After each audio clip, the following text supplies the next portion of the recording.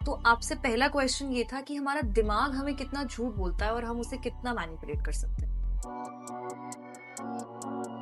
आप इतने पेशेंस से डील करते हो, इतनी दिमाग में इतनी भसड़ चल रही होती है, उस टाइम पे क्या आपको भी थेरेपिस्ट की जरूरत पड़ती है? कि वो हमेशा विक्टिम्स थेरेपी लेते हैं। जो अक्यूज होता है, जो उनको प्रॉब्लम क्रिएट करता है, उनके लिए कभी भी वो काउंसलिंग के लिए नहीं आता। प्रॉब्लम नहीं आती है काउंसलिंग के लिए, हमेशा विक्टिम्स आते हैं। वेट मैम, जो बचपन की मेमोरीज होती हैं वो सब फेक रहती है, जो हमें क्लियरली याद होती है कि हमारा इमेजिनेशन होता है। हमारी फैमिलीज या फिर हमारी ओल्ड फोटोग्राफ्स उसको रिक्रिएट करती है, हमें कुछ याद नहीं रहता। अच्छा, तो मैम ये सोलमेट का जो कॉन्सेप्ट है, ये डिल्यूजनल है या reality? I think most of the thing is reality. Today's episode will change your mind forever. Let's welcome Dr. Rakhi Gupta with us today. Ma'am, आपने कॉग्निटिव साइकोलॉजी कर रखी है, राइट? उसमें पीएचडी कर रखा है। तो आपसे पहला क्वेश्चन ये था कि हमारा दिमाग हमें कितना झूठ बोलता है और हम उसे कितना मैनिपुलेट कर सकते हैं। ऑनेस्टली स्पीकिंग तो हमारा दिमाग हमसे परमानेंट झूठ ही बोलता है, या हम उसको कभी सच बोलने देते ही नहीं है, एक्सेप्टेंस ही नहीं है हमें। सो अगर मैं ये कहूँ कि सुबह उठना है, या हम प्रोक्रास्टिनेट खुद ही करते रहते हैं अपने काम को कि नहीं चलो ठीक है यार, अभी मुझे ना कल से सुबह 6 बजे उठना है, और सुबह 6 बजे का अलार्म बजेगा ना, लाइक कि ठीक है अभी 5-10 मिनट और सो सकती हूँ मैं, कि ये वाला तो काम 5-5 मिनट के बाद का अलार्म लगा देते हाँ हैं। हाँ, हम मैं खुद भी वही लगाती हूँ कि हम 5-5 मिनट के गैप में, कि ठीक है जो मुझे काम 1 घंटे में करना था मैं आधे घंटे में भी कर सकती हूँ। वो मैंने अपने आप से ही झूठ बोलना शुरू कर दिया कि मैं इतनी पावरफुल हूँ कि ठीक है मैं 10 मिनट में भी तैयार हो सकती हूँ, मैं 5 मिनट में भी तैयार हो सकती हूँ। और उसको हम कॉग्निटिव बायसेस, कंफर्मेशन बायसेस बोलते हैं, कि या फिर वो सेल्फ सर्विंग बायसेस। बहुत सारे बायसेस आते हैं साइकोलॉजी के अंदर, जिन पे हम काम करते हैं अपने डेली रूटीन में, जब हम अपने आप से ही झूठ बोलते हैं। सो कंफर्मेशन बायसेस वो होते हैं जिसमें हम खुद ही वही चीज ढूंढते हैं जिसमें मैं बिलीव करना चाहती हूँ। सपोज कि मुझे कि यार ये कॉफी अच्छी बनी है, तो मैं उसी में बिलीव करती हूँ कि मुझे वो कॉफी ही पीनी है हमेशा, और मैं कॉफी ही पीऊंगी क्योंकि मुझे वही अच्छी लगती है। आई एम ऑलरेडी जैसे किसी ऑन टू। रेस्टोरेंट में जाके एक पर्टिकुलर डिश को ऑर्डर करना चाहिए। हाँ, वो कंफर्मेशन बायस है कि मुझे ये अच्छी लगती है और मैं बिलीव यही करती हूँ, चाहे सामने वाला बोल रहा होगा कि नहीं अच्छी है, बट मुझे पसंद है तब मैं वही ऑर्डर करूंगी। सेल्फ सर्विंग बायस क्या होता है कि अगर मेरे साथ कुछ अच्छा हुआ है तो वो मेरी मेहनत है, अगर मेरे साथ कुछ बुरा हुआ है तो वो सामने वाले की गलती है, which is very common in daily life में। तो हम वही कर रहे हैं, हम ऑनेस्टी से भाग रहे हैं, हम अपने आप से झूठ बोल रहे हैं, हम अपनी खुद की ही कमियां छुपा रहे हैं, एंड हम पोर्ट्रे करते हैं कि हम बेस्ट है। तो मैनिपुलेशन मतलब दिमाग काफी अच्छे से कर लेता है। बहुत मैनिपुलेट करता है। अगर हम मैनिपुलेशन को कम करें और ऑनेस्टी और उस पे आ जाएं, सच्चाई पे आ जाएं, तो हमें पता चलेगा कि हम कितने गलत है, और उसी हिसाब से हम अपने ऊपर काम करके बदलना भी चाहेंगे। सो मैं आसपास अपने देखती हूँ, चाहे वो मेरे फ्रेंड्स हैं चाहे वो फैमिलीज हैं। सो मैं यही चीज देखती हूँ कि सब अपने एक बबल में रहते हैं, एंड सब ये सोचते हैं कि मैं ठीक हूँ। कंफर्ट लेवल में रहते हाँ, हैं ना। मैं ठीक हूँ और मैं चेंज नहीं होंगी या होऊंगा। तो क्योंकि किसी को भी चेंज होना ही नहीं है, बट सबको कैन अपने we tag this with ego कि एक बबल में रहना और अपने आप को स्टिफनेस में रख लेना कि वो मैं तो ऐसा ही हूँ, ऐसे टाइम ही हूँ। पीरियड के साथ में बबल बन जाता है और वो ईगो बन जाती है, पहले वो ईगो होती नहीं है। जैसे मैं आपको बहुत पसंद करती हूँ for example, so I will praise you, ठीक है? आप कुछ वो प्रेज ले लेके या फिर मुझसे वो अप्रिसिएशन को ले लेके आप उसको ईगो में कन्वर्ट कर लोगे फॉर टाइम बीइंग, दूसरे लोगों के साथ इंटरेक्ट करके कि यार मैं तो बहुत अच्छी हूँ, एंड आप ही गलत हो गए, मैं तो हमेशा ठीक ही बोलती हूँ क्योंकि मुझे प्रेज मिल रही है, या फिर क्योंकि आपके कोई डिसएडवांटेजेस या फिर कोई कॉन्स कोई हाईलाइट नहीं करता। ओके। सामने वाला इंसान हमेशा अच्छा ही बोलेगा आपके बारे में, but it is you who has to identify your own mistakes and work on that. तो मतलब ब्रेन की बात पे नहीं जानी हाँ चाहिए। जी, हाँ जी। वेट मैम, जो बचपन की मेमोरीज होती हैं वो सब फेक रहती है, जो हमें क्लियरली याद होती है कि हमारा इमेजिनेशन होता है।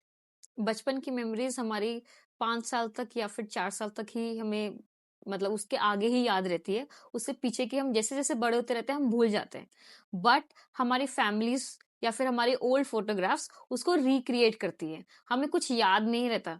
जैसे ऑनेस्टली एक बहुत ही रेयर मेमोरी है, जब मेरी एक्सीडेंट हुआ था तो मुझे वो याद है, वो क्लियर याद है, but I was at 6 years of age at that time.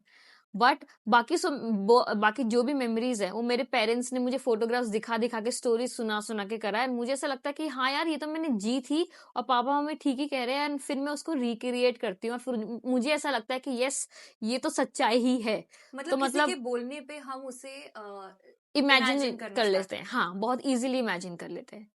Okay, तो मतलब कि हम उसको ब्लॉक बाय ब्लॉक जोड़ते हैं कि हाँ इट मे हैड हैपेंड।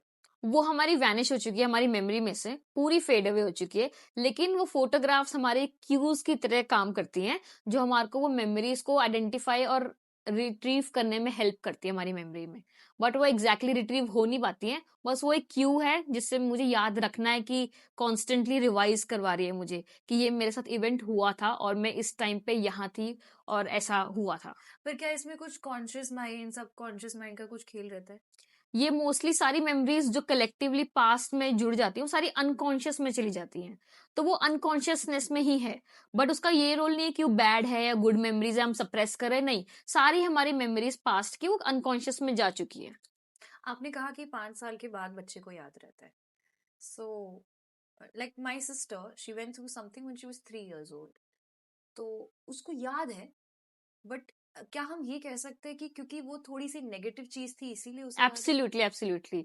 कोई स्पेसिफिक इवेंट या कोई स्पेसिफिक ट्रॉमा, कोई स्पेसिफिक इंसिडेंट जिसको हम हाईलाइट कर देते हैं, चाहे वो अच्छा हो चाहे वो बुरा हो, वो अगर पर्टिकुलरली, क्योंकि आपके सिस्टर को हो सकता है कि वो बारी बारी वो चीज इवेंट याद आ रहा हो, जब भी वो रिहर्स होता है event eventually over the time, वो हमेशा परमानेंटली हमारे को याद रह जाता है। दिमाग में फिक्स हो जाता एग्जैक्टली है। अच्छा मैम, अब बात करते हैं मॉडर्न डेटिंग की, राइट? तो मॉडर्न डेटिंग में आई थिंक ये वर्ड गोस्टिंग बहुत ज्यादा फेमस है। किसी को कुछ ना समझ आए रिलेशनशिप में तो वो गोस्ट कर देता है। इसका साइकोलॉजी से क्या रिलेशन है? इसका साइकोलॉजी से डायरेक्ट रिलेशन ये होता है कि a fear of commitment ghosting के लिए होता है कि अगर अगर मैं आपको गोस्ट कर रही हूँ, मैं आपको लाइक करती हूँ, बट मैं गोस्ट कर रही हूँ, बट मैं कमिटमेंट से बहुत ज्यादा डरती हूँ आपसे कि I can not take you for life long, या फिर मैं आपको कुछ कमिट नहीं कर सकती, या फिर मैं आपके साथ सिर्फ टाइम पास कर रही हूँ, तो अनश्योर। हाँ I am unsure to you, ठीक है। या फिर मैं इमोशनली बहुत अवॉइडेंट हूँ, मैं आपसे डिटैच्ड हूँ, आप कुछ अपनी प्रॉब्लम शेयर कर रहे हो, मैं उससे ध्यान से नहीं सुन रही हूँ, एंड मैं आपको बस ये बोल रही हूँ कि हाँ जी ठीक है, and I am like looking for someone else जो मुझसे और बेटर है या बेटर हो सकता है। वो सारी चीजें गोस्टिंग में आती हैं, तो मैं आपको नहीं बता रही हूँ अपनी ट्रू फीलिंग्स, एंड आप मुझ पे ट्रस्ट कर रहे हो, but I am still with you, like you are sure from your end. Physically there but not mentally. हाँ mentally I am not there, I am like zero involvement in that mentally, क्योंकि मैं किसी और bubble में ही हूँ अपने। हम बड़े एंड लोग तो खानदान से भी मिला के फिर गोस्ट कर देते हैं। हाँ डेफिनेटली ये सब चीजें होती हैं, पर क्योंकि वहां कैसे कह सकते हैं कि ये अनश्योर नहीं है जब बिकॉज खानदान ही अनश्योर नहीं है?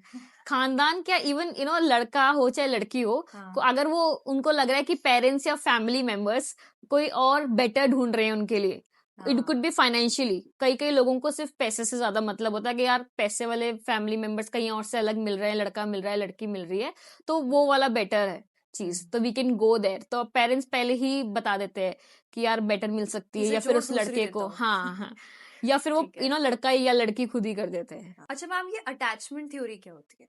अटैचमेंट थ्योरी मेनली जो एक्सपेरिमेंट किया गया था रिसर्चर्स से, वो मैरी एंसविथ ने किया था in psychology. So she extended the theory, and उन्होंने कहा था ये start basically mother, care giver और बच्चे की कहानी से और एक्सपेरिमेंट से हुआ था, जहाँ पे उन्होंने 4 तरीके के अटैचमेंट स्टाइल्स बताए थे। Secure attachment style, avoidant, disorganised और एम्बिवेलेंट अटैचमेंट स्टाइल। तो सिक्योर अटैचमेंट वो होती है जहाँ पे बहुत ही कंफर्ट लेवल का बेबी या होता है जो अपने केयर गिवर के पास वापस जाना चाहता है और उसको एकदम सिक्योरिटी से, बिना किसी परेशानी के, डिस्कम्फर्ट से अपब्रिंगिंग मिली हो। दूसरा होता है अवॉइडेंट, जहाँ पे ना पेरेंट्स यूजुअली अवॉइड करते हैं अपने बच्चों को नीड्स, उनके बेसिक नीड्स को कंप्लीट करने के लिए, पेरेंट्स बिजी हैं, they are not even taking care of their own children, तो वहां पे वो बच्चों को अवॉइड करने लगते हैं और बच्चे भी उनको रेसिप्रोकेशन में अवॉइडेंट ही, उनके पास वो कभी जाना नहीं चाहते वापस, तो वो एक डिटैच हो अवॉइडेंस, जाते हैं। डिटैच हो जाते हैं। और एम्बिवेलेंट वहां पे होते हैं कि ambivalent they are confused, parents कभी आ रहे हैं कभी जा रहे हैं, कभी they are there with their children, कभी they are not there with the children, जब उनको बहुत ज्यादा जरूरत है तो बच्चे भी उसमें कंफ्यूज फीलिंग्स लेकर आते हैं। कि आई मेरे थिंक जो पेरेंट्स हमारे लिए पेरेंट्स है भी या नहीं। डिवोर्स्ड होते हैं, सेपरेट रहते हैं, हाँ, उनके मेनली साथ केसेस नहीं में होता। उनके साथ ऐसा होता है। और डिसऑर्गेनाइज्ड ऐसा होता है जिसमें ना कोई ट्रॉमा अटैच्ड होता है। पेरेंट्स बहुत मारते हैं, अब्यूजिव पेरेंट्स हैं, या फिर कोई ना कोई किसी न किसी ने कुछ गलत किया होता है चाइल्डहुड में बच्चे के साथ, या बच्चे को वो ट्रॉमा हिट करता है हमेशा, तो बच्चे हमेशा डिसऑर्गेनाइज्ड रहते हैं। बट प्रॉब्लम ये है कि कभी कभार ये जो अटैचमेंट स्टाइल जो हमने बचपन से लेकर आ रहे हैं वो बड़े होने तक भी हमारे साथ रहते हैं। बट जब हम कॉलेज में जाते हैं, स्कूल्स में जाते हैं, जब हम जॉब कर रहे होते हैं, वो हमारे कलीग्स के साथ रहकर, हमारे फ्रेंड्स के साथ रहकर वो चेंज भी हो जाता है। या फिर सपोज करो, अगर मुझे कभी डिसऑर्गेनाइज पेरेंटिंग या एम्बिवेलेंट पेरेंटिंग मिली हुई है and attachment styles, I am not very much attach to my parents because उन्होंने हमेशा हार्ड पेरेंटिंग मुझ पर करी है बचपन में ही। तो बट मेरा एक पर्पस ही चेंज हो गया जब मैं बड़ी हुई, जब मैंने देखा लोगों को कि सिक्योर अटैचमेंट भी कोई चीज होती है। तो अब मैंने वो सीखा कि मैं अपने बच्चे को एटलीस्ट सिक्योर अटैचमेंट स्टाइल ही दूंगी, तो नो मतलब मैटर हमने व्हाट हैज अपनी हैपेंड। अटैचमेंट थ्योरी को थोड़ा चेंज कर दिया, हाँ, राइट? मैंने चेंज कर दिया क्योंकि मैंने सीखा कि जो मेरे साथ हुआ है मैं वो अपने बच्चे को आगे नहीं तक नहीं करूंगी। लेकर जाऊंगी। तो वहां से मैंने सीख कर कि क्या क्या गलती मेरे पेरेंट्स ने की है, उन गलती को आइडेंटिफाई कर कर अपने ऊपर रीवर्क कर कर अपने आप को रीफ्रेम कर कर मैंने वो सीखा कि मैं शादी के बाद जब भी मेरा बेबी होगा इन द फ्यूचर, तो मैं उसके ऊपर ये चीजें नहीं करूंगी क्योंकि उससे उसको चाइल्डहुड ट्रॉमा भी हो सकता है और वो मेरे साथ हो सकता है डिटैच्ड हो जाए। तो तो क्या आई हैव टू। ट्रॉमास आपकी रिलेशनशिप को, प्रेजेंट रिलेशनशिप को, whether it's with your partner और कलीग और एनीवन, इफेक्ट करता है? करता है, अगर हम उसको करने देते हैं किसी हद तक। तो अगर हमने उसको सॉल्व कर लिया इन द माइंड खुद ही कि यार ठीक है ये मेरे साथ ट्रॉमा हुआ, इस रीजन से ट्रॉमा हुआ, but I am now healed completely with it, तब हमारे को इफेक्ट नहीं करेगा। लेकिन अगर वो ट्रॉमा है और वो अनरिकॉग्नाइज्ड है मुझसे ही या किसी और ने मुझे एज अ थेरेपिस्ट हील नहीं किया है, तो वो कैरी फॉरवर्ड हो जाता है विद हर एक इवेंट जो मेरे शायद वो पार्टनर के साथ हो चाहे वो बच्चे के साथ हो, वो कैरी फॉरवर्ड हो जाएगा। अच्छा, तो मैम ये सोलमेट का जो कॉन्सेप्ट है, ये डिल्यूजनल है या रियलिटी है? I think most of the thing is reality, but इसके ऊपर कोई साइंटिफिक टर्म या फिर हम कुछ बैकअप नहीं कर सकते रिसर्च से। समथिंग कि अगर आपकी किसी के साथ कंपैटिबिलिटी मैचअप हो रही है, आपकी कोई वैल्यूज, शेयर्ड वैल्यूज आपके साथ मैचअप हो रही है, कोई एफर्ट आप दोनों पुट इन कर रहे हो, तो वो एक चीज होती है जब आपकी वाइब मैच हो जाए उस इंसान के साथ, वो एक सोलमेट कहलाता है। बट ऐसा नहीं है कि मेरे को अगर इसके साथ भी थोड़ा क्रश है, इसके साथ भी थोड़ा इन्फैचुएशन है, he can be the soulmate, वो फिर अच्छा नहीं लगा, कुछ अच्छी चीजें उसमें नहीं मिली, मुझे दूसरे में मिल गई, तो I can like switch on that. वो कॉन्सेप्ट नहीं होता कि बट आई हर थिंक चीज पे। आजकल के लोगों के सोलमेट बदलते रहते हैं, ब्रेकअप हाँ, हुआ यही सोलमेट बदल यही गया, एक ब्रेकअप हुआ, हाँ, हाँ, ये जेंजीज और आज ये जो तू मेरी अल्फा बीवी, कल कोई और। डेफिनेटली ये बहुत कॉमन, तभी divorce rate in India is हाँ। At the highest peak now. और मोस्ट ऑफ द डिवोर्सेस इसलिए होते हैं, कुछ फैमिलीज की वजह से होता है। रिसर्च ने बताया था कि most of the divorce in laws की वजह से होते हैं, क्योंकि कंपैटिबिलिटी इश्यूज होते हैं या फिर हस्बैंड एंड वाइफ में अंडरस्टैंडिंग बिल्डअप होती ही नहीं है, क्योंकि इन लॉज की इन्वॉल्वमेंट इतनी ज्यादा हो जाती है। और इवन अगर हम मैरिड कपल्स की बात ना करें, इवन जेंजीज या फिर यंगर जनरेशन जो आजकल उस एज में है, इस एज बैंड में है जो शादी करेगी या नहीं करेगी, सो उसमें भी यही होता है कि उनको ना ऑप्शंस बहुत ज्यादा है मार्केट में ना, so they want to always choose the best for themselves and leave the other thing. वो ये नहीं सोचते कि जिसके साथ वो है उसके साथ वो अच्छे से और ग्रो कर सकते हैं in the future. So I think कि ये बहुत ही ज्यादा एक डिल्यूजन है कि एक सोलमेट और परफेक्ट पर्सन मिलेगा। Nobody is perfect, it just that you have to be together and make one couple as a perfect तो कपल। आई थिंक जो आप कह रहे थे कि वाइब्स हाँ, मैच होना मैच बहुत। होनी चाहिए, सिर्फ I think these few things are there good to go, पर आई थिंक दो पर्सनालिटीज जो अलग अलग होती है, एक लड़की की पर्सनालिटी अलग रहती है, लड़की की पर्सनालिटी अलग रहती है, फैमिली बैकग्राउंड्स अलग रहते हैं, सो वाइब्स मैच करने को हम सोलमेट कह सकते हैं।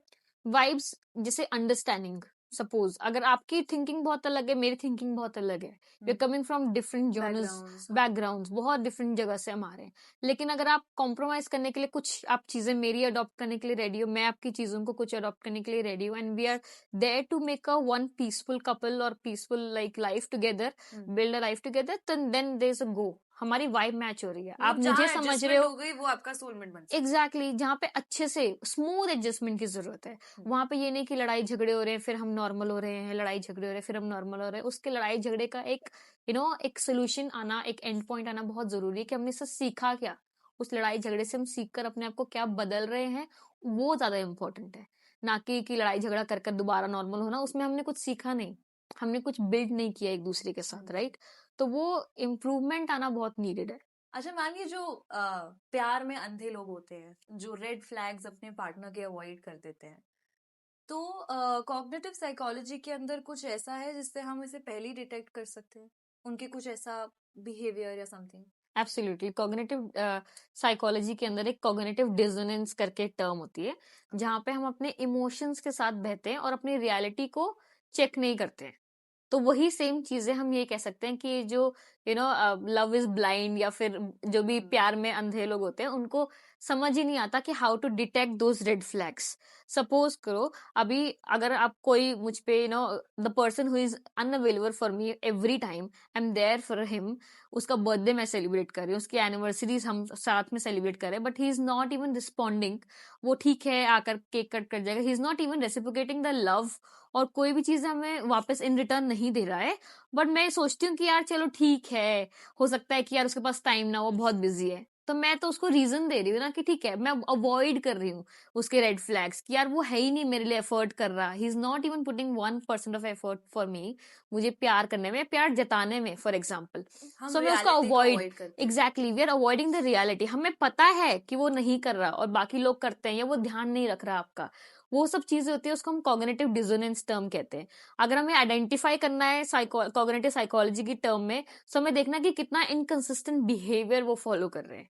हमें पहले तो कॉन्शियसली अवेयर होना चाहिए। आजकल के जमाने में जेंजी लोग या फिर हम जैसे लोग बहुत ही मेच्योर है, अपनी एज से बहुत ज्यादा मेच्योर ऑलरेडी हम हो चुके हैं। So rather than going with the flow of getting into a trap with the wrong person, हमें आइडेंटिफाई खुद ही करना चाहिए मेच्योरिटी के साथ, कॉन्शियसनेस के साथ, कि यार ये चीज गलत हो रही है मेरे साथ, I don't think this should happen with me. But I think बहुत लोग इस चीज को एक्सेप्ट नहीं कर पाते। पता होता है कि ये इंसान हमें हाँ, क्या चीज को आई विल फेवर डेफिनेटली भी लव कर रहा to share one example with you. है। कि एक फ्रेंड है मेरी, तो उसको ना उसके एक फादर फिगर घर में नहीं है, ठीक है? तो she has that gap of a father figure, वो Yeah. बहुत याद करती है अपने फादर को, या फिर she want that love of father figure. तो इन सब चीजों में भी जब हम फैमिली बैकग्राउंड से कुछ ना कुछ एक गैप लेकर आते हैं अपने साथ, तो हमें ऐसा होता है कि यार जिस लड़के के साथ मैं वन टाइम कमिटमेंट हो गई ना, मैं चाहती हूँ कि वो फ्यूचर में मेरे साथ ही रहे, चाहे वो कितना ही टॉक्सिक हो, और वो लिटरली बहुत टॉक्सिक है, but she is unable to identify that toxicity. हम उसको बताते हैं कि this guy is not and might not be right for you, but वो समझती नहीं है। उसको लगता है कि यार तुम ऐसे ही बोल रहे हो, और मैं इस पे बहुत ज्यादा इमोशनली डिपेंडेंट हूँ, वो रियलिटी से वो भाग रही रियलिटी है। से भाग रही है। पर आई थिंक बहुत लड़कियां ऐसे रहती हैं कि जैसे मेरी मॉम का भी पहला ही रिलेशनशिप था and she got married to my father, right? तो बहुत गर्ल्स ऐसी हैं जो चाहती है कि since a good childhood I have dated this guy and I want to be with him, I want to marry him also. कि ये छोटी मोटी चीजें तो चलो हर एक कपल में होती है, तो मैं एग्जैक्टली, अवॉइड कर देती हूँ, इसे इशू नहीं बनाती। आई थिंक ये बहुत कॉमन है। ये चीजें बहुत कॉमन है। हम यूजुअली ऐसे ही सोचते हैं कि यार एक लविंग रिलेशनशिप ऐसी होती है, एक बबल जो हमारा क्रिएट हुआ हुआ है कि यार एक रिलेशनशिप हो और वो एंड तक जाए। बट कई कई लड़कियां टॉक्सिसिटी को भी एंड तक लेकर जाते हैं। They don't understand, even boys के साथ भी टॉक्सिसिटी होती है, बट वो रिकॉग्नाइज नहीं होती है इतनी ज्यादा।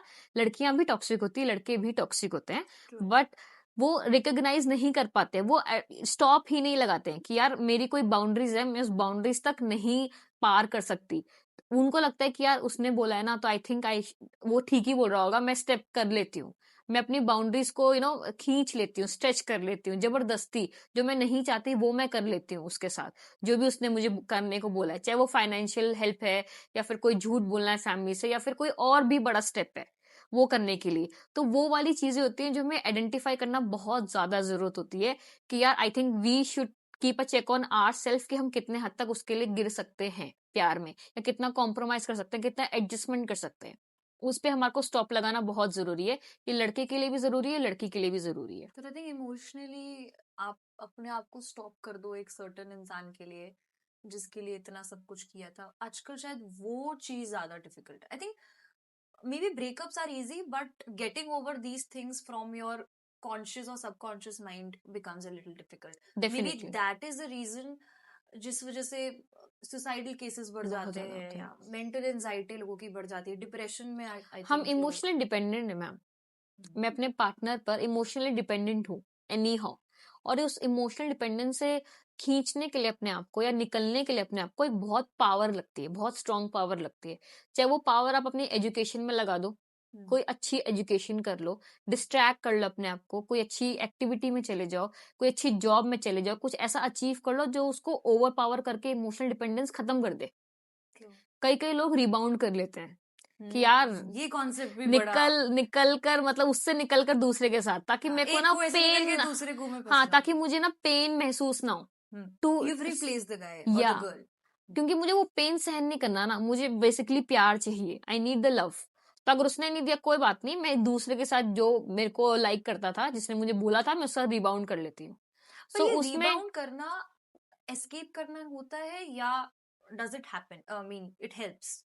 It doesn't help, it ruins the relationship. जो सेकंड वाली होते हैं, क्योंकि वो बंदा शायद आपको पर्सनली लाइक करता हो, वो तो जेन्युइन जीरो से आ रहा उसकी तरफ तो है, बेस जाएगा। जीरो से आ रहा है, बट आप तो बैगेज लेकर आ रहे हो ना, तो आपके लिए तो वो रिबाउंड है। आप उसको छोड़ दोगे, उसने कुछ गलती करी तो कि तू भी वैसा निकला, आउट।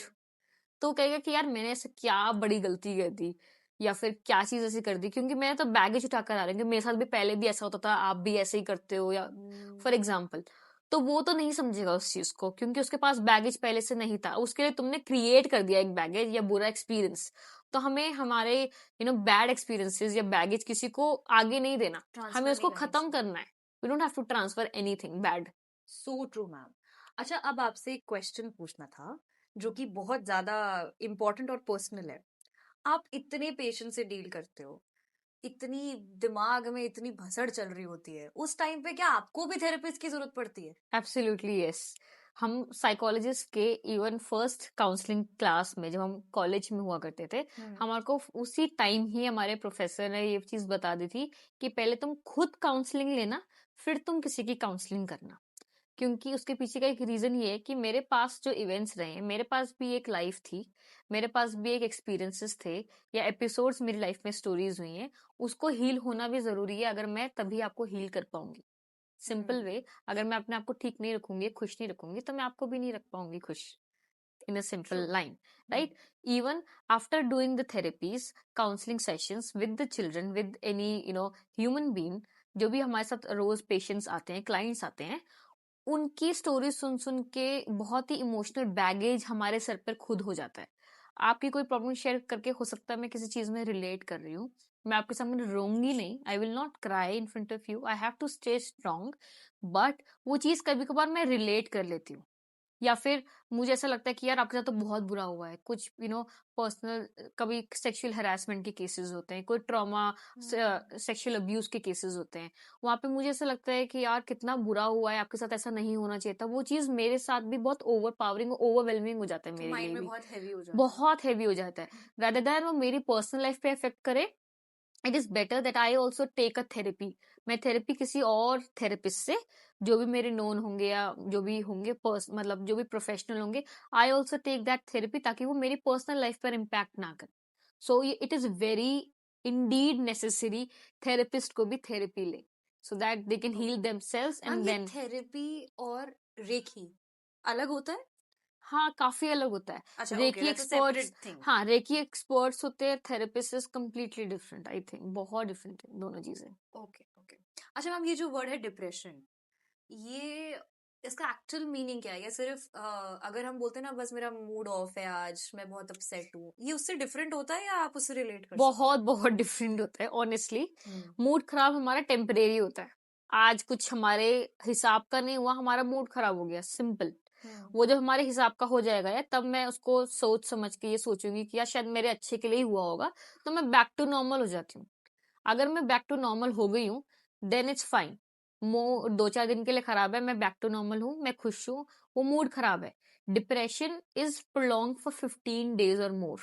15 डेज से ज्यादा अगर आपको नींद नहीं आ रही है, भूख नहीं लग रही है, एंड आपको सिर्फ गुस्सा आ रहा है and you not even talking interacting with anyone, sleep issues है, हंगर इश्यूज जैसे मैंने बताया, या फिर आप सुसाइडल थॉट्स आते हैं एक्सट्रीम केसेस में कि आपको नहीं जीना, सेल्फ एस्टीम, सेल्फ वर्थ सब खत्म हो चुकी है एंड आपको सिर्फ एक ही कमरे में रहने का मन करता है, किसी से कोई इंटरेक्शन नहीं करता है, then that is an onset of depression, कि वहां से शुरुआत हो चुकी है. It is better that you go on the right time and visit a doctor. अब मैम ये साइकोलॉजिस्ट और आपने क्या कहा था, साइकेट्रिस्ट. साइकेट्रिस्ट, अब इनमें क्या, और in fact the third word is counsellor, तो इन तीनों में क्या डिफरेंस होता है?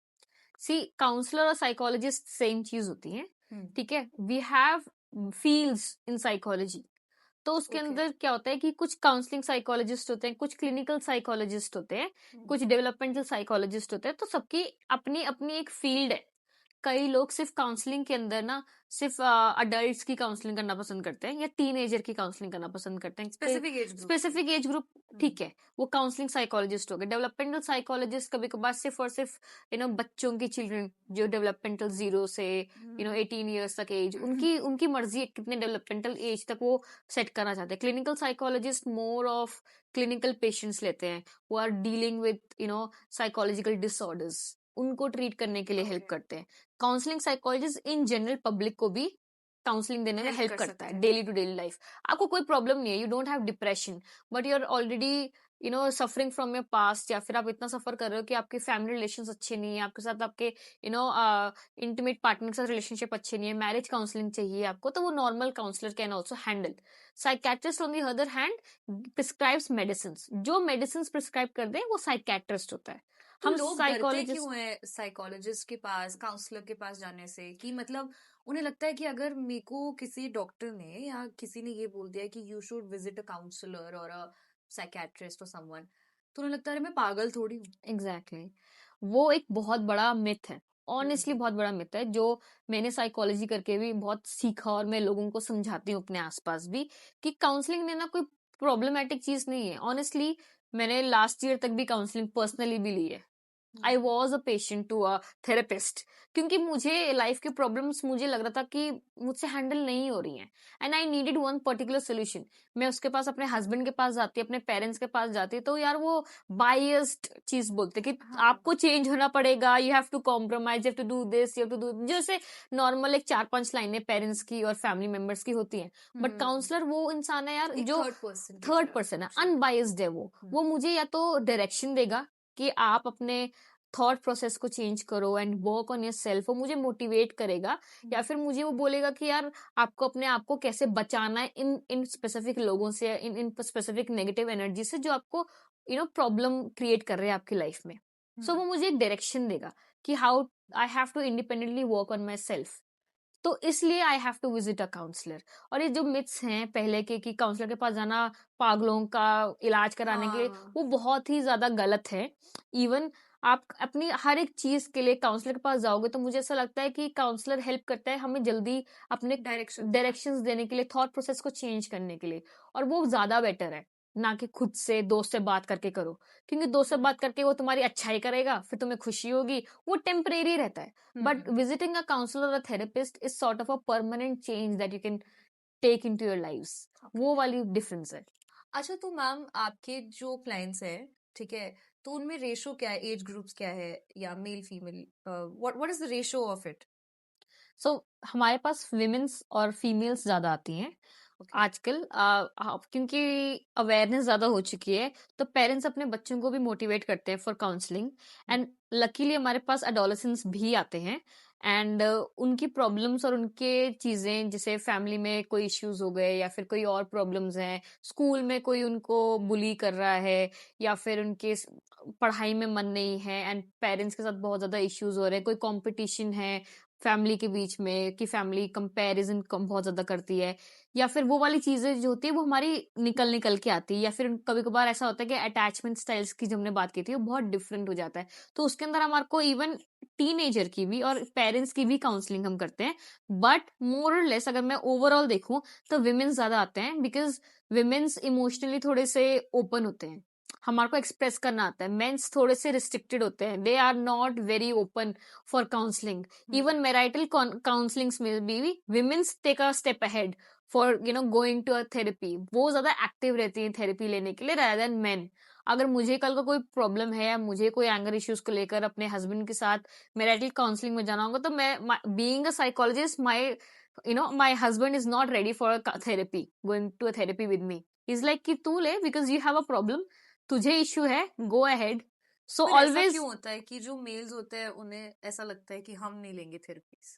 पता नहीं, आई थिंक उनके दिमाग में ये है कि ये सब चीजें तो फालतू की हैं, या फिर they are not even believing that, या फिर क्योंकि हमारे को पता है कि मेंस को हमेशा ही अपने इमोशंस को दबाने की आदत है, and they are not even open about expressing their own self publicly या फिर किसी और के सामने. उनको लगता है कि यार, जब अपनी अपनी फैमिली और अपनी वाइफ और अपने पेरेंट्स ही नहीं समझ रहे तो सामने वाला क्या समझेगा. But on the other hand, females emotionally बहुत ओपन होती है. उनको लगता है कि मैं शेयर करूंगी तो मुझे सोल्यूशन मिल जाएगा. मेंस ऐसा नहीं सोचते. सो और एक बहुत ही फेमस कोट जो मैंने अभी रिसेंटली इंस्टाग्राम पे बहुत वायरल हो रही थी, मैंने पढ़ी थी, कि वो हमेशा विक्टिम्स थेरेपी लेते हैं. जो अक्यूज होता है, जो उनको प्रॉब्लम क्रिएट करता है उनके लिए, कभी भी वो काउंसलिंग के लिए नहीं आता. प्रॉब्लम नहीं आती है काउंसलिंग के लिए, हमेशा विक्टिम्स आते हैं काउंसलिंग के लिए, जिनके साथ वो चीज हो रही होती है. सो प्रॉब्लम और गैप हमारा वहीं पर ही है हाँ. काउंसलिंग के लिए, राइट. सो अगर मुझे किसी ने टॉर्चर किया, मुझे उससे निकलने के लिए आपके पास काउंसलिंग के लिए आना पड़ रहा है. जिसने किया वो नहीं आ रहा कि मैं ऐसा क्यों कर रहा हूँ, मुझे ऐसा नहीं करना चाहिए था.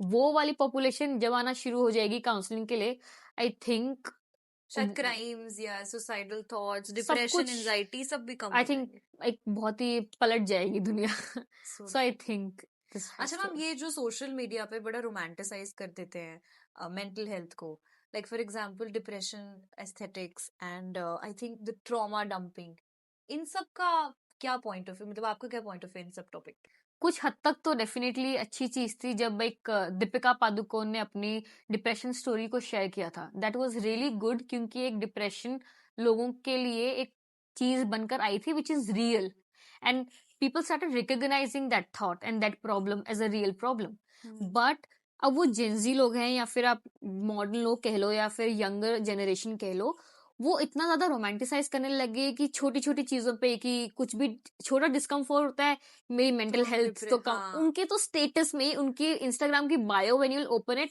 आई am not at a mental health state of mind, मतलब जो भी वो अपनी एग्जैक्टली अपनी एक हाँ. लाइनें लिख देते हैं which is not even right for the people, right. तो मुझे ऐसा लगता है कि ओवर शो करना बहुत गलत हो गया है आजकल, क्योंकि जिनको रियल प्रॉब्लम है ना, वो छुप जाती है. लोगों ने आजकल इतना ज्यादा उसको बिल्डअप कर कर हाईलाइट कर दिया है मजाक में. कोई लोग रील बना रहे हैं, कोई लोग मजाक कर रहे हैं, कुछ लोग मीम बना रहे हैं, कुछ और तरीके से उसको रोमांटिसाइज कर रहे हैं, मजाक उड़ा रहे हैं उन सब चीजों का, कि जो रियल प्रॉब्लम्स है वो हिडन रह गई है. कई लोग ये बोलते हैं कि थेरेपी से कुछ नहीं होता, सब अपने आप ठीक हो जाता है, मेंटल हेल्थ प्रॉब्लम है तो जाओ साइकेट्रिस्ट के पास चले जाओ. But personally I would never recommend कि आप साइकेट्रिस्ट के पास इजीली चले जाओ या फर्स्ट गो में चले जाओ. टेकिंग एंटी डिप्रेसेंट्स और anti anxiety pills is not a छोटा game, it's a big game. तो ठीक मैम है. जो बिना, आई थिंक अगर बिना डॉक्टर के पास जाए भी हम इसको प्री एनालाइज कैसे कर सकते हैं कि I am in a depression और I am suffering from something? You have to be consciously aware. आपको पता है आपके एक्शंस, आपके साथ क्या हो रहा है, आपको पता है कि आपके अंदर क्या चल रहा है, जो किसी को नहीं दिखेगा. I have a sinking feeling, मुझे बिल्कुल अच्छा नहीं लग रहा, मुझे रोने का जैसा फील हो रहा है, वो सिर्फ मैं फील कर सकती हूँ. You can't analyse that, right. So मैं सेल्फ अवेयरनेस जितनी अपग्रेड करूंगी, उतना ज्यादा मैं अपने आप को हील कर पाऊंगी. Only I can heal myself, you can't heal me. फिर आई थिंक बहुत ऐसे लोग होते हैं जिन्हें छोटी छोटी बातों पे रोना आ जाता है. हम्म. सो क्या बहुत ज्यादा रोना आपकी कमजोरी दिखाता है? बहुत ज्यादा रोना कमजोरी नहीं होता है, लेकिन वो विद टाइम बन जाता है. इन द सेंस कि पहले तो आप, ठीक है, it's good that you are letting your emotions flow, लेकिन अगर आप हर छोटी छोटी चीजों पे रोगे तो आप वीक हो जाओगे. You will not be able to handle a small discomfort in your life. आपको उससे निकलने के लिए, आपको उससे हिम्मत, लड़ने के लिए, एक हिम्मत लेने के लिए, you have to be strong. आप हर चीज में रोकर सोल्यूशन नहीं निकाल सकते, रोकर किसी बात का सोल्यूशन नहीं निकलता. That's what my father says. So yeah मुझे ऐसा ट्रू. लगता है कि रोकर सिर्फ इमोशंस बहते हैं, ठीक है. लेकिन आप बात कर कर उसका सोल्यूशन निकाल सकते हो, तो वो वीकनेस बन जाती है विद टाइम। अगर आपके पास एक ही सोल्यूशन है कि रो, दैट्स ऑल, वो वीकनेस बन जाएगी ऑटोमेटिकली। और मैम बड़ी हाउसवाइफ्स जो घर पे रहती हैं, राइट, बिकॉज आई थिंक ये बड़ा ऐसा टॉपिक है which is very sensitive. I think 24 घंटे घर पे रहना, उनके लिए ना तो संडे छुट्टी है ना कुछ है, तो आई थिंक ज्यादा फ्रेंड्स भी जिनके ना हो, बाहर नहीं जा पाते बिकॉज हस्बैंड के पास काम है, बच्चों के पास अपना अपना काम है। तो मे बी वहां पर वो क्या सफर कर रही होती है, उनके दिल में दिमाग में क्या चल रहा होता है, क्या हम उनसे एक एंजाइटी बोल सकते हैं, डिप्रेशन बोल सकते हैं, या ऐसा बोल सकते हैं कि लोनलीनेस फील हो रही है, बिकॉज एक एज के बाद I think there are lot of hormonal changes also inside a woman that's going on inside the body, in the mind. तो उससे कैसे डील करते हैं, मतलब क्या करना चाहिए एज अ फैमिली मेंबर और as the patient himself? Okay, so ये बहुत अच्छा क्वेश्चन है जो आपने पूछा। फर्स्ट ऑफ ऑल, ये फैमिली जब हम साथ में रहते हैं, हम सबका एक कलेक्टिव डिसीजन होता है। पहले के हमारे, अगर आप पेरेंट्स को देखोगे, हमारे मदर्स को देखोगे, हमारी चाची को, हमारी बुआ को, वटेवर, तो उनका एक था कि वो एक्सप्रेस भी नहीं करते थे जितना आजकल हम लड़कियां एक्सप्रेस कर देते हैं। अगर मैं हाउसवाइफ हूँ, मैं अपने हस्बैंड को या अपनी फैमिली में बता दूंगी कि यार मेरा मन नहीं लगता, मुझे कोई एक्टिविटी चाहिए, मैं घर में बोर हो जाती हूँ। हमारी mothers won't tell our parents, और हमारे फादर को या फिर हमारे ग्रैंड पेरेंट्स को नहीं बताते थे वो ओपनली। वो चुप रहते थे, अपना काम करते रहते थे घर में। But it is the duty of children and the husband जो अपने मदर का टेक केयर करे ऑनेस्टली, और वो अपनी वाइफ का टेक केयर करे। जो जो चीजें उनको अच्छी लगती हैं वो करें। ठीक है, वो लोग पूरा दिन घर में रहते हैं और वो लोग पूरा दिन बाहर रहकर काम करते हैं, कोई बात नहीं, उनके लिए कुछ ऐसे जेस्चर्स करे जहाँ पे उनको लगे कि उनकी वर्थ है। हमारे को क्या चाहिए, हमें सिर्फ प्यार चाहिए। इवन हाउसवाइफ को थोड़ी सी रिकॉग्निशन चाहिए कि यार अप्रिसिएशन चाहिए, यार आपने खाना बहुत बढ़िया बनाया यार आज, तो वो और मन से बनाएंगी आपके लिए खाना। That sort of an appreciation, वो बहुत नीडेड है। आज सुबह ही मैं मॉम को ये बोल कर आई हूँ, why don't you sit, you just constantly cooking in the kitchen. She is like, हाँ तुम लोग तो चले जाओगे ऑफिस में, फिर तुम लोगों को रात को खाना भी तो मेरे हाथों से चाहिए ना। एग्जैक्टली। तो she loves it, she loves cooking for us, we love it. हम तभी खाते हैं जब मम्मी ने बनाया होता है। बट कभी ना कभी जैसे मॉम का रहता है, आई इवन वी अंडरस्टैंड, जैसे एग्जॉस्ट हो जाते हैं शायद। हाँ, बिकॉज जब वो बोलती है ना उस टाइम पे, फिर थोड़े टाइम के बाद लगता है अपने कमरे में जाके, यार इनका संडे तो सच में नहीं है ना।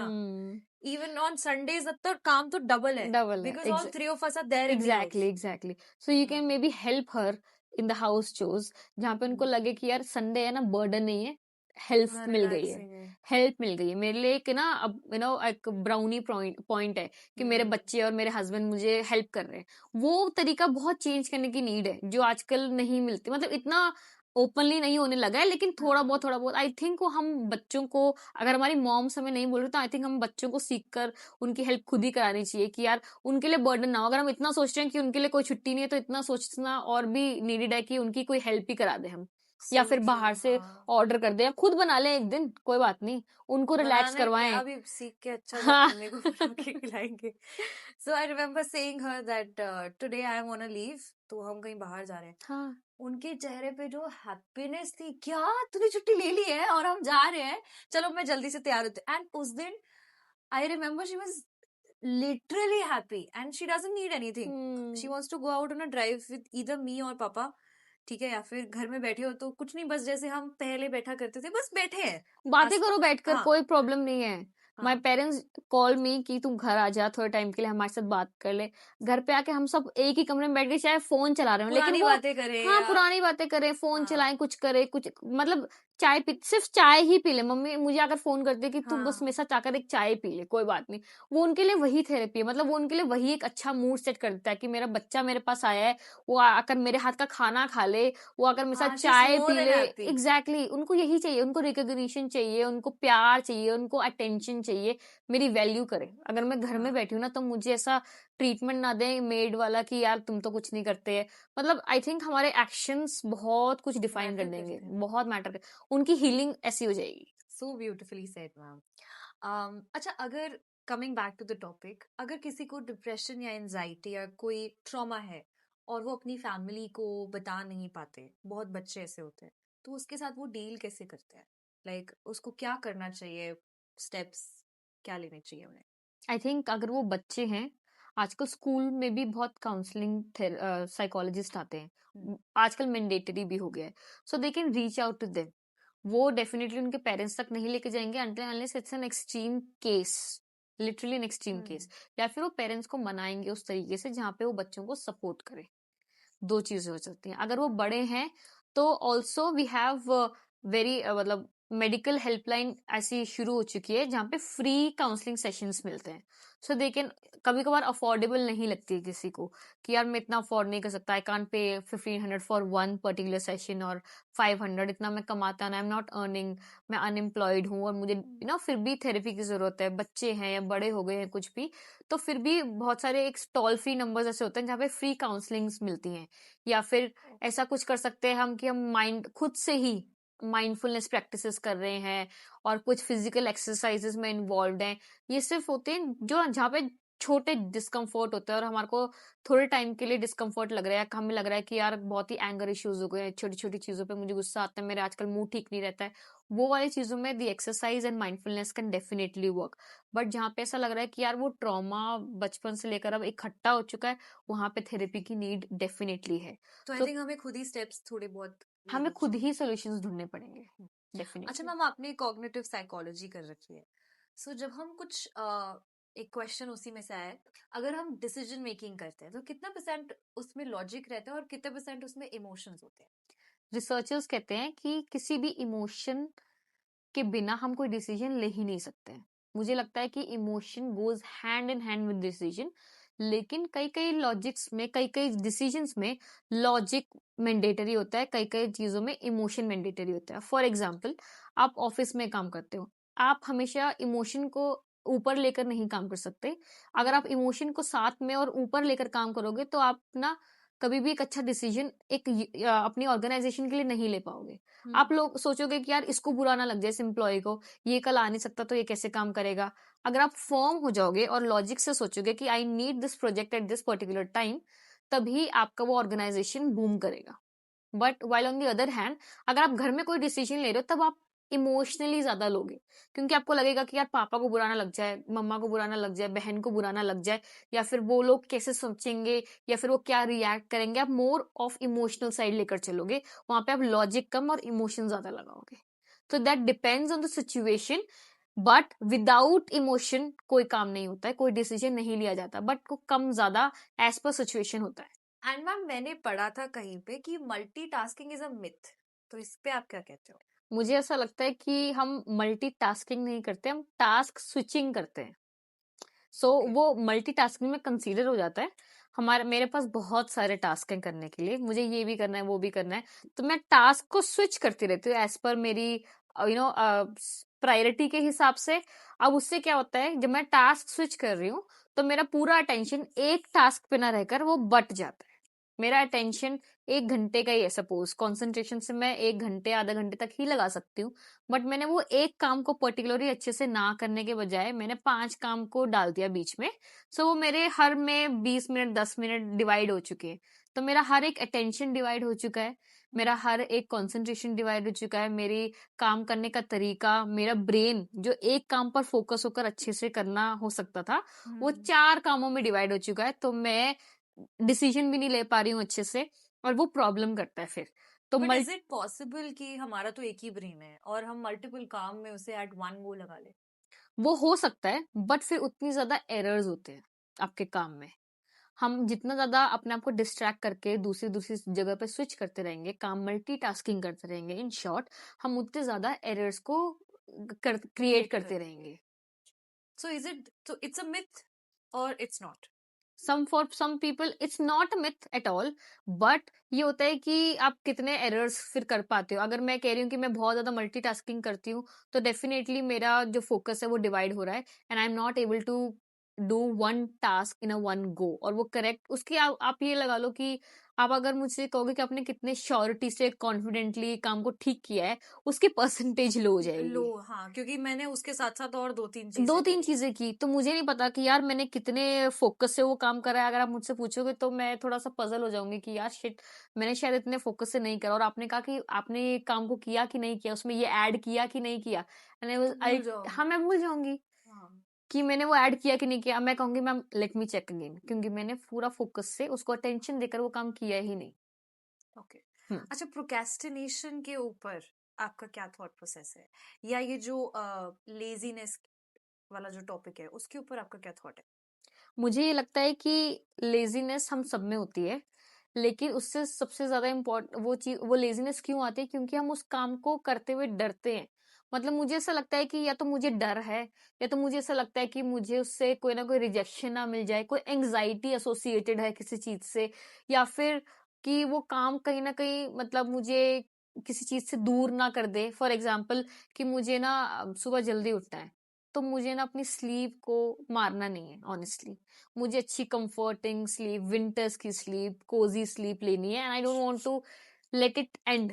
तो मुझे वो कंफर्ट से बाहर ही नहीं आना, इसलिए मैं प्रोकास्टिनेट करते करते करते करते ऑन द टाइम उठती हूँ। इसीलिए उठ जाएंगे, कि उठ देखा जाएंगे कि जाएगा। हाँ, जो 1 घंटे में रेडी होना था वो मैं 15 मिनट में भी रेडी होकर जा सकती हूँ। This is how and this is why we procrastinate, क्योंकि मुझे अपने या तो कंफर्ट जोन से बाहर नहीं आना, या तो अपने फियर को सामना नहीं करना, इसीलिए। अच्छा मैम, इंडियन सोसाइटीज में जब हम डिप्रेशन की या मेंटल हेल्थ की बात करते हैं तो ये इतना बड़ा स्टिग्मा क्यों है? बिकॉज पेरेंट्स का ये होता है, अरे तुम्हारी उम्र ही नहीं है, हमारे टाइम पे तो 2 थप्पड़ में डिप्रेशन ठीक हो जाता था। तो ये मतलब क्यों इतना बड़ा एक ट्रॉमेटाइज्ड हो जाते हैं पेरेंट्स ये सोच के, डिप्रेशन में? एग्जैक्टली सो पहले के टाइम में जब हमारे को एक बैलेंस नहीं मिलता था, आजकल के पेरेंट्स में जो अवेयरनेस आ चुकी है, अब वो पेरेंट्स भी समझते हैं कि हमने अपने बच्चे के साथ कुछ गलत किया है, या किसी ना किसी प्रॉब्लम से वो आज निकल रहा है। ठीक है, तो अब वो समझने लगे, क्यों? क्योंकि एजुकेशन ने उसको थोड़ा सा एनहांस कर दिया। हमने थोड़ा पर्सनली उसको हाईलाइट कर दिया कि हमारे को जो प्रॉब्लम्स है, पहले किसी को मेंटल हेल्थ की प्रॉब्लम्स नहीं पता होती थी और ना ही वो सोचते थे। उनको लगता था विमेन्स घर का काम करेंगी, मेल्स बाहर जाकर कमा कर एक bread thought winner of the process, society थे। स्टैटिक थॉट प्रोसेस बना हाँ, लिया था। और वो सदियों से चलता ही आ रहा है। अगर आप मेरे घर में भी कोई बात करोगे तो उनको लगेगा कि वो पहले से सुपरस्टिशियस लेकर आएंगे अपना, कि ऐसा हो जाएगा, ऐसे हो जाएगा, इसलिए हुआ होगा, इसलिए हुआ होगा कि तुमने मतलब रात में तुम, और मतलब कोई अपने अलग से सुपरस्टिशियस लेकर आएंगे जो वेग होते हैं, they are not even backed up by a scientific reason. अब साइंस और साइंटिफिक रीजन बैक्ड अप होने लगी है हर चीज के पीछे। हर चीज के पीछे एक एक साइंटिफिक रीजन और एक अच्छा रीजन आ चुका है कि ये क्यों होता था, या फिर आजकल ये जेन्युइन हो गया है, या फिर आजकल ऐसा होता ही होता है। तो वो वाली चीजें जब हो गई, वो हाईलाइट इतना ज्यादा हो चुका है कि अब पेरेंट्स को अंडरस्टैंडेबल हो चुका है कि यार बच्चे के लिए ना काउंसलिंग इंपॉर्टेंट है। इवन आजकल नए जनरेशन के पेरेंट्स अपने बच्चों को बहुत ही ज्यादा प्रमोट करते हैं कि तुम अगर काउंसलिंग चाहिए तो you have a free hand to go. मुझे इतना पता है कि मिडिल क्लास के पेरेंट्स शायद इतना अभी तक नहीं पहुंचे हो, लेकिन अपर सेक्शन के पेरेंट्स को जितना मैं देखती हूँ, हाई सोसाइटीज के पेरेंट्स को, वो अपने बच्चों को बहुत अच्छे से नर्चर करते हैं। बट डू यू थिंक कि ये सब चीजें हमें स्कूल से ही स्टार्ट कर देनी चाहिए? डेफिनेटली स्कूल में जो अवेयरनेस हमारे को मिलती है, वो हमारा पूरा पर्सपेक्टिव चेंज कर देती है। Even not even as a students but as a parents also. जब पेरेंट्स टीचर मीटिंग होती थी हमारे टाइम में, सिर्फ पेरेंट्स को कंप्लेन करने के लिए बुलाया जाता था कि आपके बच्चे ने ये प्रॉब्लम क्रिएट कर दिया, आपके बच्चे ऐसा है, मिस्चीवियस है, फलाना है। तो वो पेरेंट्स को सिर्फ कंप्लेंट सुनने के लिए बुलाया जाता था। बट आई थिंक अब ऐसा होना भी चाहिए, और होता भी होगा स्कूलों में, कि जहाँ पेरेंट्स को बिठाकर उनकी प्रॉब्लम्स नहीं, कि हाँ काउंसलिंग्स भी। उनकी काउंसलिंग भी कही जाए कि आपके बच्चे को ये इश्यू है, आपको ऐसे हैंडल करना है, आपको घर का एनवायरनमेंट ठीक रखना है, या फिर इसके दोस्तों से थोड़ा सा हेल्प करना है कि अगर बैड कंपनी में है तो how to retain your child, कि उनको उनके पास ना आ जाए, गलत संगति में ना आए। वो वाली चीजें भी बहुत मैटर करती है। अच्छा मैम, ये जो जनरेशनल ट्रॉमास रहते हैं, पेरेंट्स के अगर कुछ ट्रॉमास होते हैं तो क्या वो बच्चों पे हिट हो सकते हैं? हो सकते हैं, डेफिनेटली हो सकते हैं, क्योंकि वो आपको एक लाइन याद है अपने पेरेंट्स की, या किसी की भी आपने सुनी हो तो, हमारे साथ भी तो ऐसे ही होता ना, तुम्हारे साथ भी ऐसा हाँ ही होगा। हाँ, एग्जैक्टली। हमारे पेरेंट्स ने हमारे को बाहर जाने के लिए अलाउ नहीं किया था, we will also not allow you to go outside. वो वाला एक जनरेशनल ट्रॉमा का एक छोटा सा आंसर, या छोटा सा एक सैंपल है। वो जनरेशनल ट्रॉमा जाएगा ही जाएगा।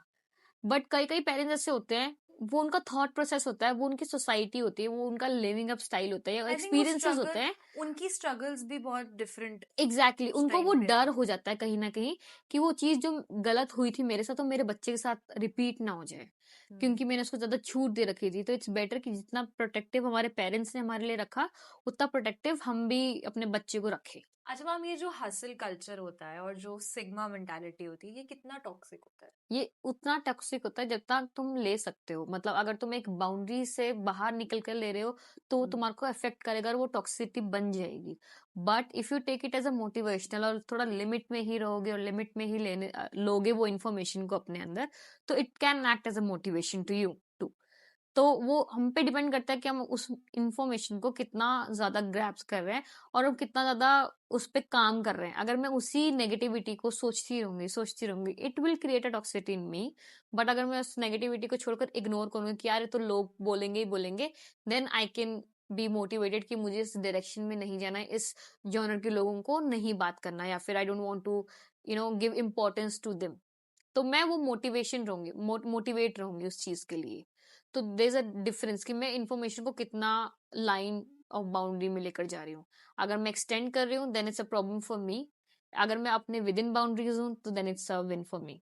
अच्छा, और मैम ये जो आजकल कल्चर निकल के आया है फोमो का, right, fear of missing out, what is that exactly? या सिर्फ ये इंस्टाग्राम पे एक कोट बोल सकते हो या एक वर्ड बन के फेमस हो गया? मुझे ऐसा लगता है आजकल की जनरेशन ने हर छोटे छोटे इमोशन को लेबल करना स्टार्ट कर दिया। फियर ऑफ मिसिंग आउट ऐसा नहीं है कि मतलब लोनलीनेस है या फिर हमें हमें सबको टेंशन चाहिए। In short, fear of missing out मतलब अगर हम रूम में 5 लोग हैं, अगर आप 4 लोग बैठकर बात कर रहे हो and I am sitting and working, या फिर मैं अकेले बैठी हूँ, मैं अपने आप अपना काम कर रही हूँ, या मैं खाली बैठी हूँ फॉर एग्जाम्पल, तो मैं बोलूंगी यार फोमो हो रहा है मुझे ना, फियर ऑफ मिसिंग आउट, कि तुम मुझे बात नहीं बता रहे हो and you are just busy in your own world and not involving मी।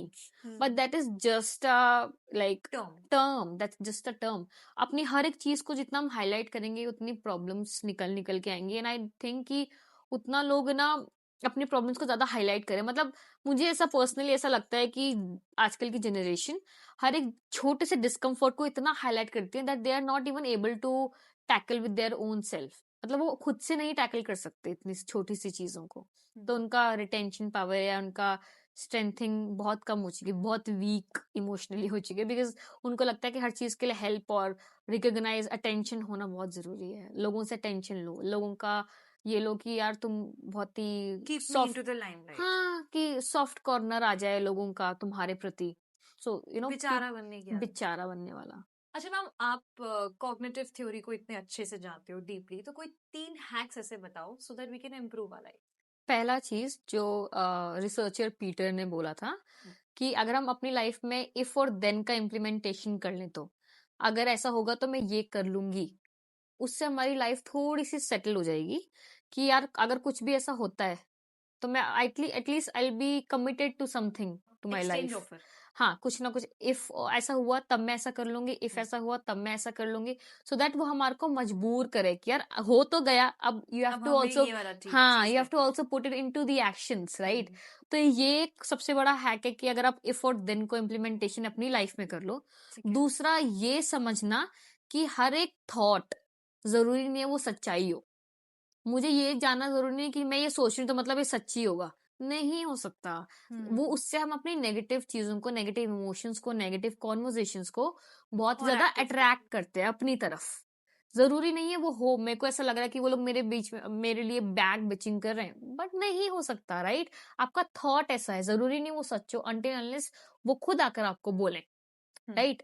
हो सकता है वो अपने किसी और काम के बारे में आपसे वो बात कर रहे हो, एक दूसरे से बात कर रहे हो, बस वो देख आपकी तरफ इसलिए रहे हो क्योंकि आप वहां खड़े हो। सो स्टॉप एनालाइज, या stop over over analyse. Analysing situations, right. और थर्ड चीज कि हम बहुत ज्यादा प्रोकेस्टिनेट करते हैं, तो हम उसको कम करें और हम है ना न्यू हैबिट से रेप्लिकेट, मतलब उसको चेंज कर दें। फॉर एग्जाम्पल कि ना addition of small new habits, कि हमें ना थोड़ा सा ग्रेटिट्यूड करना शुरू कर दे अपनी लाइफ में। मैं आराम से नॉर्मली सुबह उठकर ब्रश कर रही हूँ लेकिन ये सोच रही हूँ कि यार वाह कितना, मतलब लाइफ कितनी अच्छी चल रही है ना। मतलब मैं 28 ईयर्स की हो गई हूँ, मैं अपनी लाइफ में अच्छा कर रही हूँ, मैं जॉब कर रही हूँ, मैं ये कर रही हूँ, मेरे पास अच्छी फैमिली है मेरे को जो सपोर्ट करती है। 2 मिनट का ग्रैटिट्यूड विल डेफिनेटली हेल्प। या कोई भी ऐसी चीज जो आपको खुशी दे, आप नॉर्मल रूटीन ओल्ड हैबिट्स में, रूटीन हैबिट्स में आप उसको इम्बाइब कर दो। सोचना ही तो है, हम जब तक अपना थॉट पॉजिटिव और अच्छा नहीं लेकर आएंगे, आई थिंक वो चेंज नहीं करेगा। The moment we change our thought, सब कुछ चेंज हो जाएगा। सो एक तो थॉट बहुत इंपॉर्टेंट है, right, to absolutely keep you और योर सेल्फ पॉजिटिव। पॉजिटिव। और second which is like quite common, sleep का आपकी कॉग्निटिव एनर्जी मतलब जो साइकोलॉजी है उससे क्या रिलेशन है? बहुत स्ट्रॉन्ग रिलेशन है, मुझे पर्सनली ऐसा लगता है। मेरी जो पीएचडी की करंट रिसर्च है वो भी यही बताती है कि अगर मेरी स्लीप पुअर होगी ना, मेरा कंसंट्रेशन और टेंशन खत्म हो जाएगा। मतलब वो, या फिर वो मिनिमम टू मिनिमम रहेगा। अगर आपने, मैं पूरी रात सोई नहीं हूँ एंड मैं 2 घंटा सोई हूँ, एंड आपने मुझे ऐसा कोई टास्क दे दिया जिसपे फोकस, ऑब्वियसली हर एक task require some sort of attention and focus, और 100% सिंसियरिटी डिवोट करने के लिए आप मुझे बोलते हो कि यार अच्छे से बेस्ट रिजल्ट्स देना आप मुझे उसके, तो अगर मेरी स्लीप ही नहीं है तो मैं उस पर अटेंशन ही नहीं कर पाऊंगी। I will not be able to concentrate on that particular task, और वो 100% अच्छे से होगा ही नहीं मेरे से, और उसके अंदर मिस्टेक्स ज्यादा होंगी। और क्योंकि मेरी स्लीप इतनी डिस्टर्ब है, मेरा मूड भी उतना ही लो रहेगा, and everything will be distorted अगर मेरी स्लीप इंप्रूव नहीं है तो। ऑल्सो आपको बहुत कॉमन है, हमें आफ्टरनून स्लीप या आफ्टरनून मील के बाद ना नींद बहुत आती है, स्पेशली मुझे अगर मैं बात करूँ तो। बट कई कई ऑफिस में मैंने देखा है आजकल, बड़े बड़े एमएनसीज में, they give employees their a nap time, 1 घंटे का, आधे घंटे का, and then they ask them to come back to the office, या फिर ऑफिस सेटिंग्स में ही एक नैप सिस्टम सा बना रखा है। और उससे क्या जिनके होता है एम्प्लॉयज थोड़े लेट आते हैं उनको नैप नहीं देना चाहिए ना? कि तुम आ ही नैप टाइम पे रहे हो तो अब रात को जब सोने का टाइम होगा तब कर जाओ। Absolutely. So these are the two, I yeah, think, definitely. things. One is that you should have a good sleep, and the other is you should think positive to have positivity. Cognitive reframing हम जिसको कहते हैं। अच्छा ma'am, आपसे कुछ quick question rounds करते हैं, ठीक है? Okay, so the first question that comes is, can you actually manifest or it's a confirmation bias? Mostly a confirmation biased. ठीक है। क्या introverts actually ज्यादा intelligent होते हैं? No, not at all. I don't think. Okay. Crying is a weakness or emotional intelligence? Emotional intelligence. अगर हम उस पे काम करें तब। Okay. और अगर हम ज्यादा over the small issues अगर रोएंगे तो वो probably- weakness में convert हो जाएगा। ठीक है। Past life regression therapy, real science or pseudoscience? Pseudoscience, because scientifically कुछ backup नहीं आया अभी तक जो उसको support करे। अच्छा, ओके, सो लिसनर्स के लिए एक प्रैक्टिकल एडवाइस जो वो इंस्टेंटली इस पॉडकास्ट के बाद से अप्लाई करे अपनी life. Observe your thoughts, self awareness और कॉन्शियसली अवेयर रहना बहुत ज्यादा जरूरी है। I think it's us who can identify और ओन इमोशंस, थॉट प्रोसेस, और हम उन्हीं पर हील कर सकते हैं। It is only us that we can make our self stronger. So अगर हम अपने थॉट्स को एनालाइज करेंगे, ऑब्जर्व करेंगे डीपली, तो हम उस पर काम कर सकेंगे more easily. So great. It was such a lovely talking to you, ma'am, and I think listeners को भी ये चीज बहुत हेल्प करेगी. So thank you so much for watching this episode.